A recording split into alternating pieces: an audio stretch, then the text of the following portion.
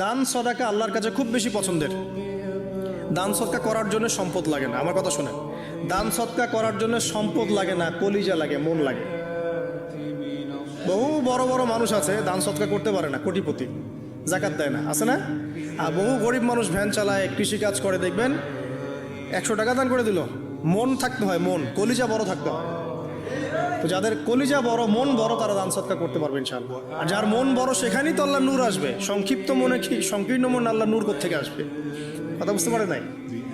তো দান সদকা বাড়ান। আপনি 1 টাকা দান করেন, 5 টাকা দান করেন, হালাল রিজিক থেকে 1 টাকা দান করেন, সেটা আল্লাহর কাছে অনেক বেশি পছন্দের। একটা হাদিসে নবী সাল্লাল্লাহু আলাইহি ওয়াসাল্লাম বলেছেন, হালাল উপার্জন থেকে আল্লাহর বান্দারা যখন একটা খেজুরও দান করে, আল্লাহ পাক সেই একটা খেজুরকে আস্তে আস্তে বড় করতে থাকেন, বড় করতে থাকেন, বড় করতে থাকেন। এটা এক পর্যায়ে পাহাড়ের সমান হয়ে যায়। এবং কিয়ামতের মাঠে মানুষ তার দান এবং সাদাকার যে ছায়া, এই ছায়ার নিচে অবস্থান করবে। আপনার বিপদ হয়েছে, দান সদকা করেন, বিপদ দূর হয়ে যাবে ইনশাআল্লাহ। জটিল কোনো রোগ হয়েছে,